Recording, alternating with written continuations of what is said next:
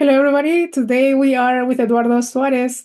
He is the general manager from Orbe in the US. He helps clients transition into Mexico with safe investments. And today we're going to be talking about a specific region, Merida. But I want to go over the whole country as well. Why Merida? Why right now? But thank you, Eduardo, for being with us. Thank you, Natalie, for inviting me. I'm very happy to be here in this podcast and very excited to share with you valuable information about the real estate in Mexico and specifically in the Yucatan Peninsula. Yeah, and it's exciting that you and the company are doing outreach in the US. I haven't seen that too much up until this year, and I think that gives a lot of safety to clients. Would you share with us a little bit on the why it's so you have to be so mindful as a buyer when you are looking at projects in Mexico to be able to safely invest and not fall into any fraud or any scams that I see online every day. So I think it's super important that people understand that, and I wanted you to share that from your perspective, what you've seen so far.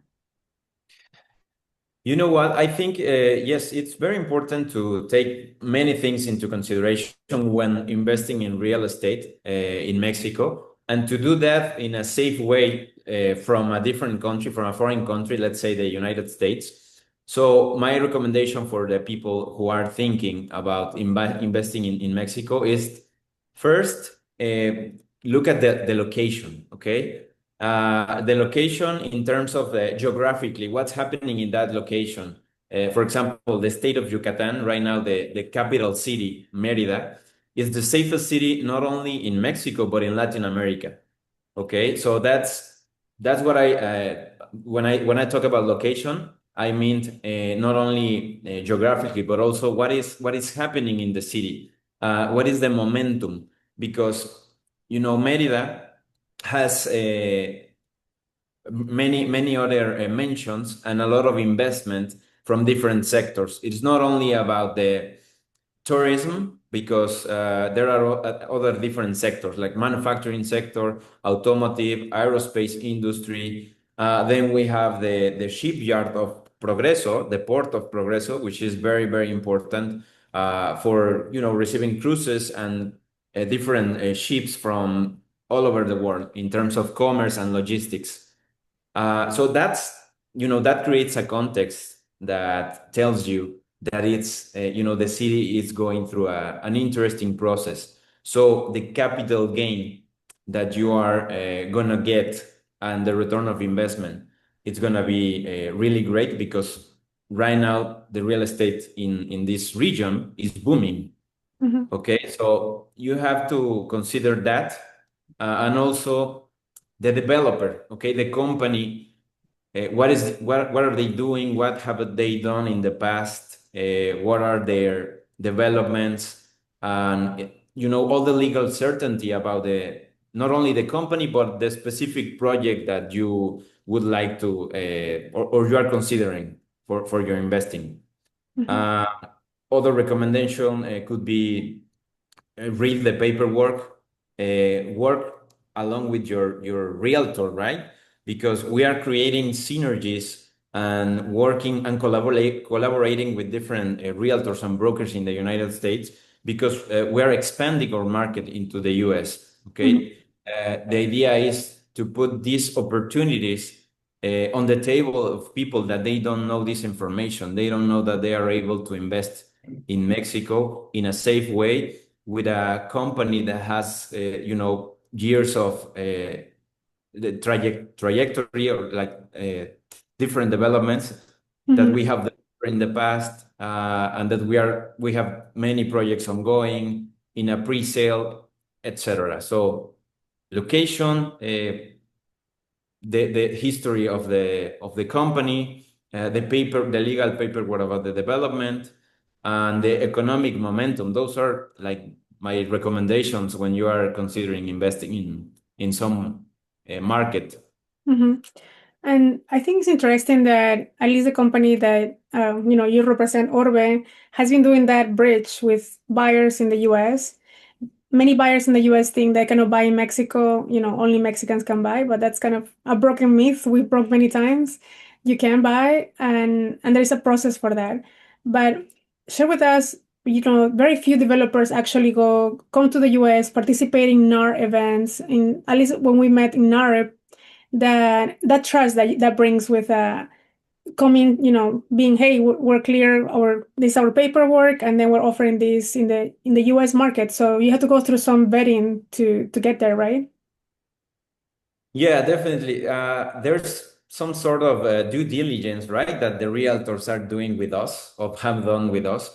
And now to strengthen this commitment with the Hispanic community, with the foreign community in the United States, and to consolidate our expansion into the US market, this is why we are creating these synergies with NAR, with NAREP, as a regional partner right now. So we are regional partners from NAREP. And I just came back from Houston because, there was the summit in Houston from NAR.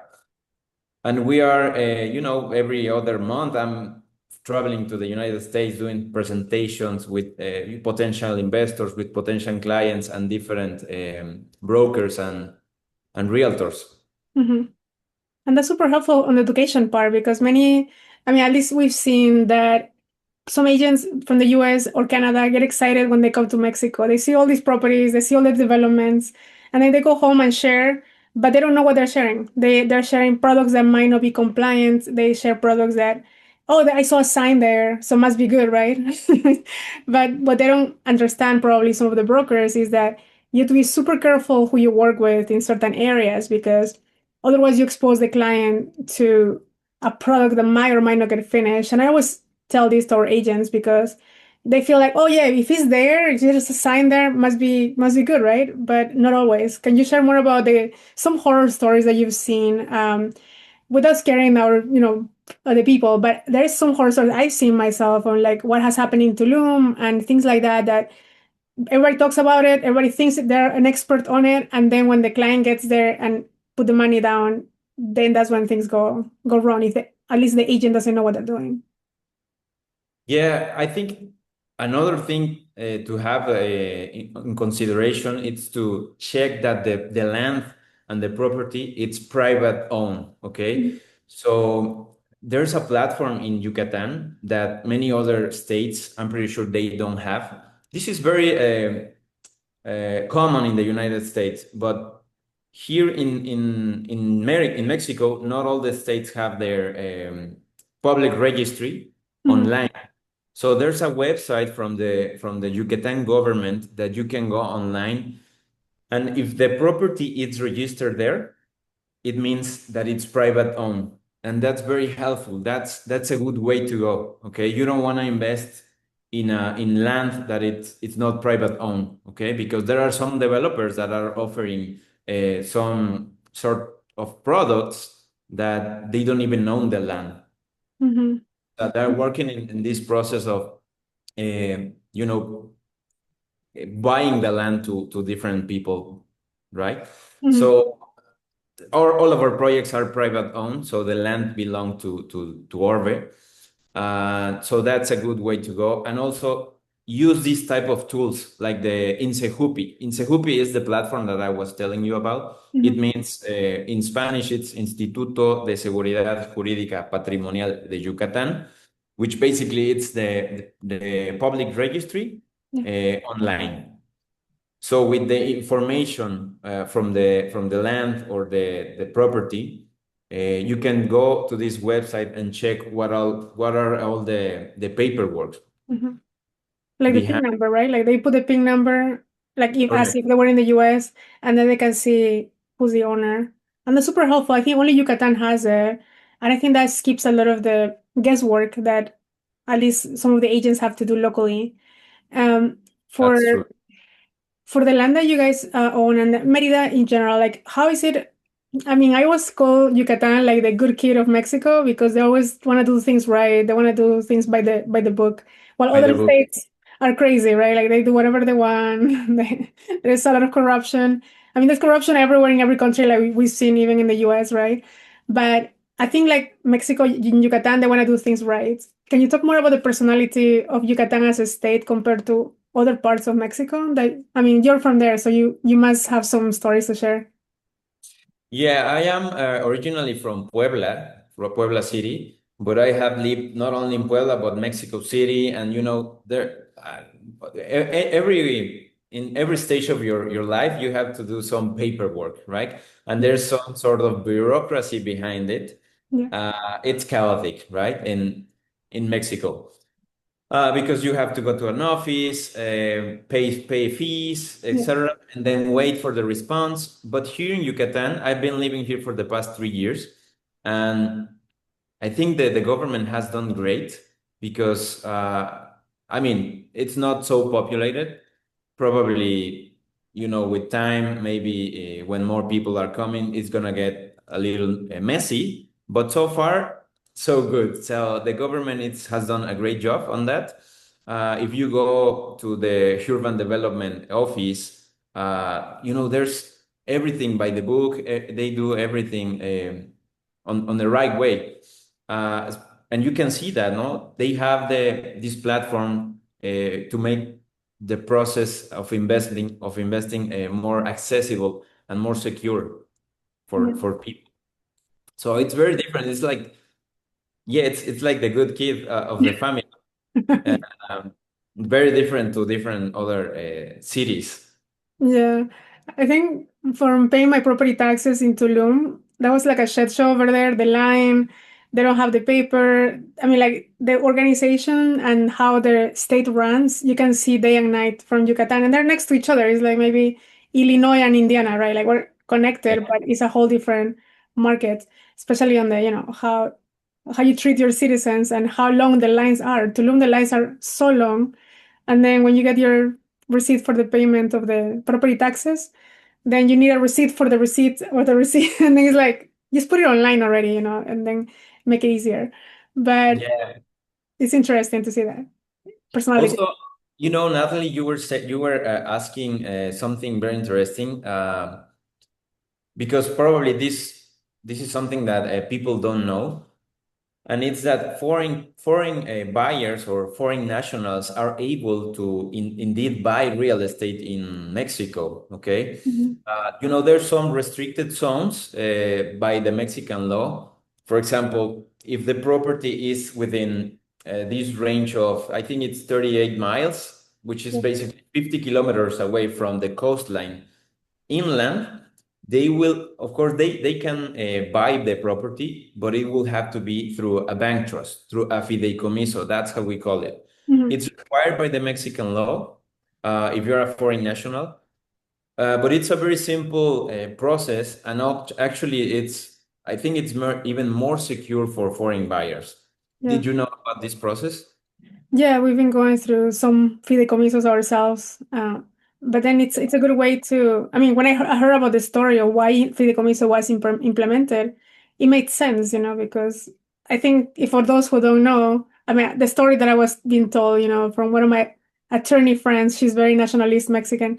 She's like, well, the U.S. already took enough land from Mexico as is, so Mexico was like, okay, this is it, enough, no, no more, invading our borders, and they put that law to protect their borders. So I think Mexico has the right to protect itself from, more land being taken away. And that's a fair trade. Yes, as international people, you just have to do a little extra paperwork, which doesn't take too long.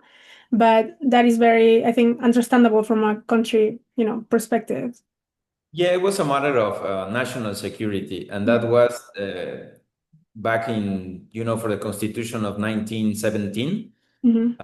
But then, just to not to change the Constitution, they created this bank trust for foreign buyers to be able to invest Mm-hmm. in the coastline, and also for the borders. The range is the distance. It's 100 kilometers Mm-hmm. Yeah. away from the borders. It's interesting when you go back to the history, you're like, okay, it makes sense. And, you know, for anything that happens in the world right now, I think it's good for Mexico to implement these rules because I think a lot of people are thinking to move, and by following the right steps, they can get to, a home ownership by the beach very easily. Because Mexico, I mean, my perspective has been very easy and open to investors abroad. They're like, hey, welcome, we give you you make it easier for you to invest. We give you the payment plan. Sometimes it's no interest. Sometimes it has some interest afterwards. But I think Mexico has been doing a very good job on opening the doors, I think. And I don't know how you feel from your perspective. When I'm in Merida, I feel like I see people from everywhere, from around the world. So it's good. It's a good city. It's a good vibe. Yeah, if I was living outside Mexico and I was a foreign national, probably I think my thoughts about this kind of the bank trust, the requirements, I will be really not concerned or not afraid about doing it because it also gives a more certain way to invest, right? Because there's more involvement not only from the developer but the bank through a trust. Okay, Mhm. so you need to a trust, Yeah. and that's more secure. It's like direct ownership. Yeah. Okay, because if you buy land, you will be able to build on the land. Yeah. If it's a house, you will be able to rent the house, sell the house, and all the rights on the property are yours. And also, you can even give it to your heirs. Okay, Mhm. you can inherit the properties. Yeah. And I think something that I like from Mexico, at least from what I've seen, is that the Airbnb laws and rules are not so strict like in the US. In the US, if you buy something, you don't know if you can Airbnb. So many questions that come to us is like, so what if I buy a place there? How does the Airbnb work? How's the, short-term leases?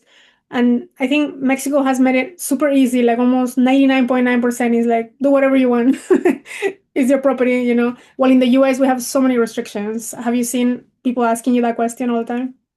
Yeah, I know these kind of restrictions, just like the ones in the US, are starting specifically in Mexico City.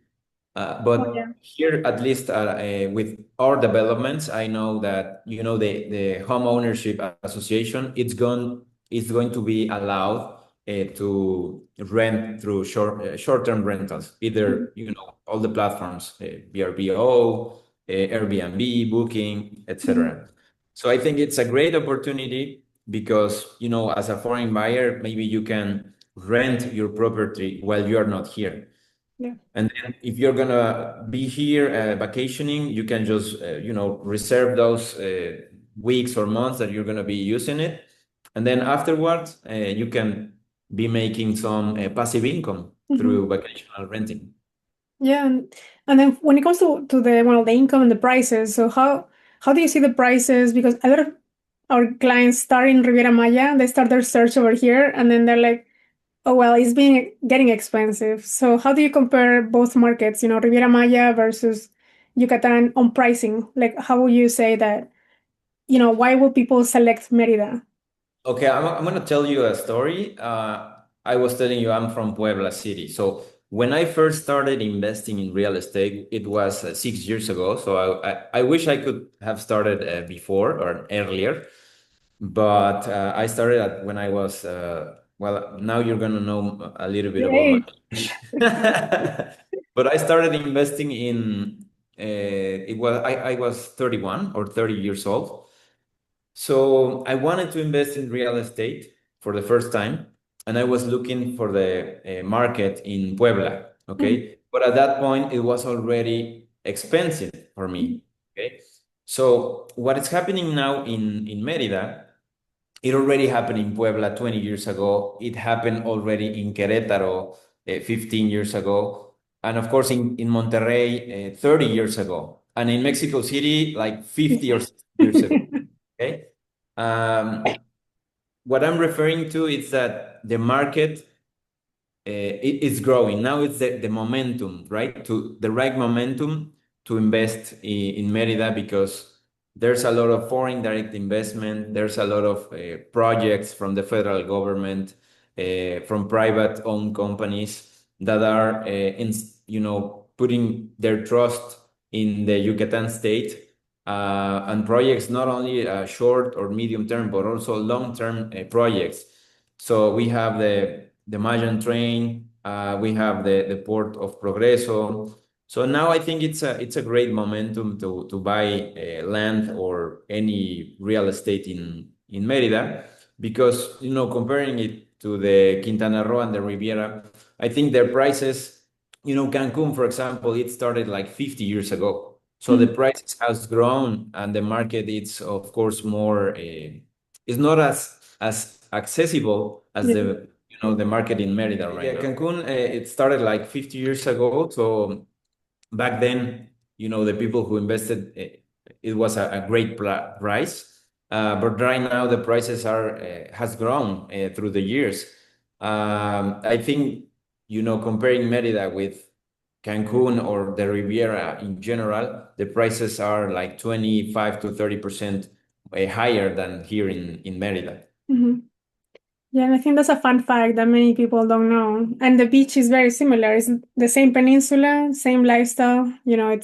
But one of them is if you wanna, pay the mature price, I would call it, it's a mature market. You go to Riviera Maya, but if you wanna get a deal, you be closer to the water and actually, walk to the beach. I think Yucatan has the best, pay for It's, your it's bag.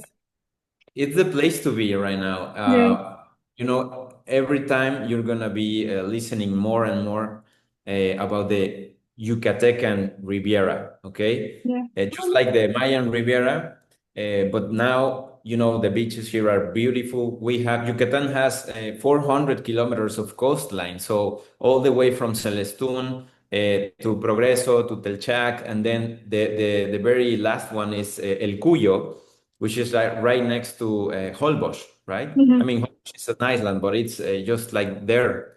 It's huge. Uh, there's a lot of opportunity here. Hmm. So I'm excited for the Merida market, and thanks for bringing that up. And for many buyers that might be looking at these, podcasts and they're thinking about, they can always ask questions, and like, what's the current price? Because right now, as we're recording this video, November 2025, you'll be seeing how it progresses over time on the pricing. Well, thank you so much, Eduardo. I think this is very informative when it comes to investing. Why Mexico, and then specifically why Yucatan? And within Yucatan, that city that is in the north, that is really close to the beach, Merida, has been like I think stealing everybody's heart. And like once you go there, you wanna buy there. It's like it's a beautiful place. Yeah, I encourage all the listeners to visit us, to contact you, Natalie, and myself, maybe to explain a little bit more on depth, right, about a certain project, specific location, and of course, we were talking about financing. We, as a developer, we are offering direct financing to the investors. So we are not gonna check their credit score or asking for their bank statements. We're offering for land, for example, on our master plan communities, residential lots. We're offering 100% financing, direct financing to our clients. That's awesome. Yeah, I think sellers financing is a huge deal for buyers because the interest in Mexico is really high. Like the interest if you have to pay a mortgage, and sometimes maybe that's a maybe that they say no to that, but then they can say no good yes to sellers financing, which is zero interest, and I think that's a great deal. Awesome. Yeah, we do have a period of no interest on the pre-sale. So it's a great opportunity for investors to Mhm. have a second home nearby the beach. Yeah, nice. Awesome. So we'll be including Orbe as one of our real estate tour partners. If you guys want to hear more about real estate tours, we'll have one in December this year, 2025. So check it out. Otherwise, stay tuned. We'll have more tours for Merida. They're going to be coming up, especially, showcasing trusted developers, vetted, and we will see a curated inventory that probably people will like more than just visiting anything, whatever, and then you don't know if you can buy that.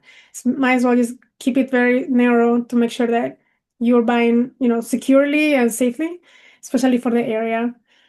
Where can people find you, Eduardo, and how can they start following you on Instagram or Facebook, YouTube?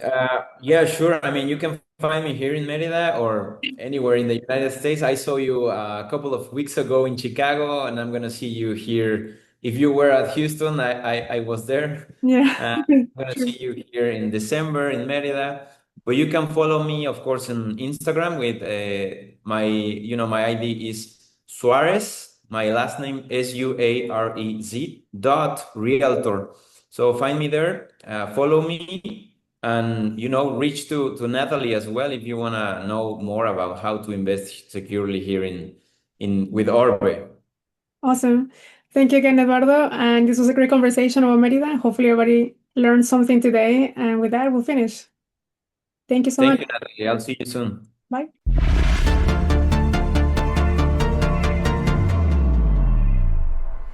Thank you for joining us on the Real Estate Investment Nomad podcast. I hope today's episode has inspired you to explore new horizons in global real estate. Remember, the world is full of opportunities waiting to be discovered. And with the right insights, you can turn those opportunities into successful investments. If you enjoyed the show, please subscribe, rate, and leave a review. Your feedback helps us bring you the best content possible. Don't forget to follow us in social media for more resources and updates. Until next time, my friends, this is nathalysalas, encouraging you to think big, invest globally, and transform your real estate journey. Safe travels and happy investing.